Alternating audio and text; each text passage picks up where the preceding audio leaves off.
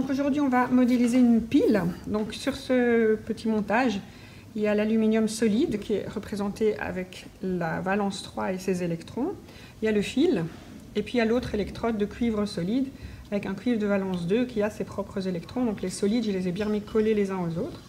Et dans les piles, je ne sais pas si vous le savez, mais dans les piles, le cuivre est mis en solution dans son ion à lui. Donc ici, c'est des ions cuivre, dans une solution qui est bleue, si on fait en vrai. Et donc il y a les contre-ions de CuSO4, et je les ai dissociés puisque c'est en solution. Et ici, il y a l'aluminium et ses ions, la L3+, ici, et ses contre-ions SO4- aussi. Alors ce qu'il y a au centre ici, c'est le pont salin, donc avec du NaCl en solution, donc tous les Na et tous les Cl, qui permettent de fermer le circuit. Donc ici au-dessus, c'est aussi du cuivre, mais je n'ai mis que les électrons qui vont circuler dans le fil.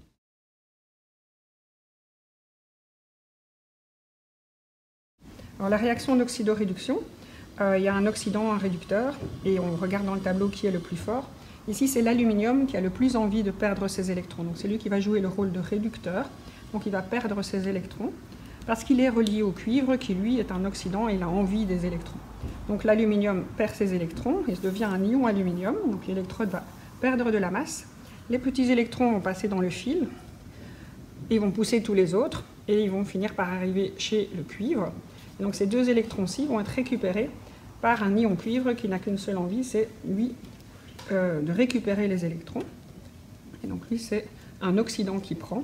Donc cette électrode-ci va gonfler petit à petit, et cette électrode-ci va rétrécir petit à petit. Alors on remarque que dans la solution, il y a un problème, parce qu'une solution, normalement, c'est neutre.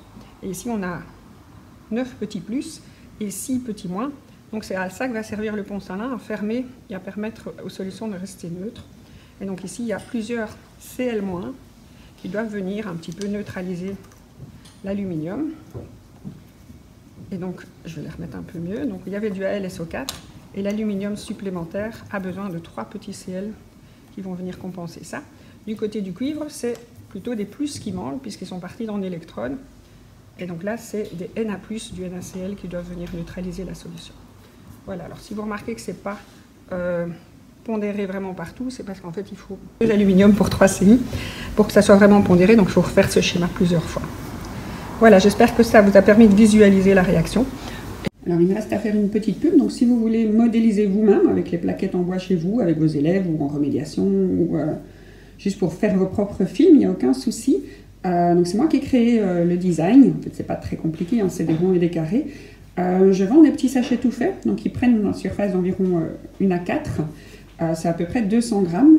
Moi, je vais les vendre à 5 € le sachet. Mais maintenant, si vous voulez apprendre à le faire, utiliser la découpeuse laser et les logiciels de dessin.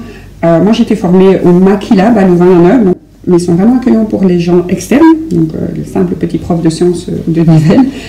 C'est les plages horaires, c'est le dimanche après-midi ou le mardi soir. Et donc, en prix coûtant, je crois que ça pourrait vous revenir à 2-3 € si vous le faites vous-même. Moi, je vais les vendre à 5 € parce que je dois me déplacer jusque là-bas, prendre du temps pour ça. Donc, n'hésitez pas à commander sur Chimie Média, vous m'envoyez un message. Alors, si vous avez de la chance et que vous voyez cette vidéo à sa publication, sachez que dimanche prochain, le 18 novembre, je présente ce kit et chaque professeur qui vient à ce festival de sciences, Playful Science de Science on Stage, reçoit son petit sachet avec d'autres choses dans le petit kit final. Et donc j'explique là-bas dans un stand différentes manips, tout ce qu'il y a dans les petites vidéos de la playlist en fait.